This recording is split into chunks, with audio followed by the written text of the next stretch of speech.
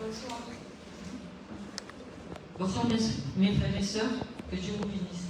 Je voulais dire une expérience que j'ai eue. Donc, pendant 7 ans, j'avais une prière. 7 ans, hein. Je priais pour mon fils, ma belle-fille plutôt. Ma belle-fille, parce qu'elle ne pouvait pas avoir d'enfant. Voilà. Et bon, mon fils, il est dans notre église. Et il y avait 3 couples comme eux. Je priais pour eux. Et au bout de 7 ans, les deux autres, c'est. Bon, voilà, quand je peux tout souder, anterior sul bebê. E menino, não. Digo, pô, tu verás se eu te lo matar. E bom, va mieux que tu hijo, así como el otro. Y así, bon, coge un traitement. Et au bout d'une semaine, va avec le médecin pour voir si le traitement est mieux ou pas. Parce qu'il est mieux que sinon. Je suis désolée, mais ça, le traitement ne va pas plus. Et il vient vraiment angoissé. Il vient angoissé, il me dit, maman, je dis alors, il me dit, non, le docteur a dit que le traitement n'est pas bon pour la Diana. Alors, je dis, bon, quelqu'un qui a la maman. Je dis, mais non, il ne faut pas baisser les bras. Accroche-toi, tu vois que Dieu il va te le donner. Amen. Mais malgré tout ça, je disais ça à lui, mais moi, je n'étais pas bien devant mon fils comme ça et tout. Et je dis, Seigneur, pourquoi toujours j'ai des épreuves sur mes enfants? Je suis fatiguée, Seigneur. Ce n'était pas un reproche, ni j'étais en colère, c'est que j'avais de la peine dans mon cœur et j'étais triste. Et bon, le dimanche matin, je viens à l'église. Et mon frère Michel, il vient, il me dit, ça va?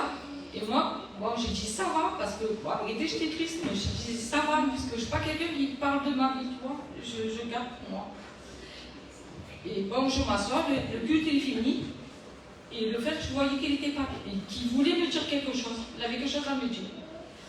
Et d'un coup, je m'approche, il me dit, ma soeur, si tu éprouvais par le matériel, ça te fait quelque chose. Je dis non, ça me fait rien, je m'en fous du matériel. Il me dit, par contre, si tu éprouvais par tes enfants, ça te touche. Je dis oui, c'est vrai. Il me dit, ben, le Seigneur, c'est pour ça qu'il t'éprouve par tes enfants. Mais il m'a dit, ma soeur, ne crains rien parce que tu seras bénie. Alléluia. Et d'un coup, mon fils, il vient, il m'appelle, il me dit, maman, je crois, hein, maman, parce qu'il ne croyait pas non plus. Il dit, maman, je crois, la Jeanne est enceinte. Et moi, j'ai dit, mais ne dis rien, maman, parce que tant que je ne vais pas au docteur, je ne sais même pas ce qu'il y a dans la mienne, maman, ne dis rien.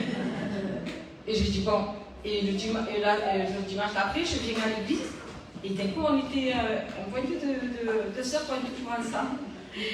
Et d'un coup, j'ai dit, j'ai quelque chose à vous dire, mais je n'ai pas fini ma phrase. La sœur a dit, elle ne dit rien. C'est parce que Dieu m'a révélé. Alléluia. Dieu m'a dit, pourtant on n'a vraiment pas parlé de ça. Je n'ai jamais parlé de ça. Et elle me dit, Dieu m'a révélé que tu seras grand-mère et tu auras un petit garçon. Amen. Après, mon fils, il va au docteur. Et c'est là qu'il réalise, en entrant dans le cœur du battre du petit, il réalise qu'il est devenu papa. Parce qu'il ne croyait pas. Et le médecin vient, il me dit, votre femme elle est vraiment petite et c'est un garçon. Au bout de 2 mois, il dit, possible. Et j'ai dit, ben, ma soeur, elle dit aussi, moi, ma soeur, elle me l'a confirmé que Dieu lui a dit qu'on aura un petit garçon.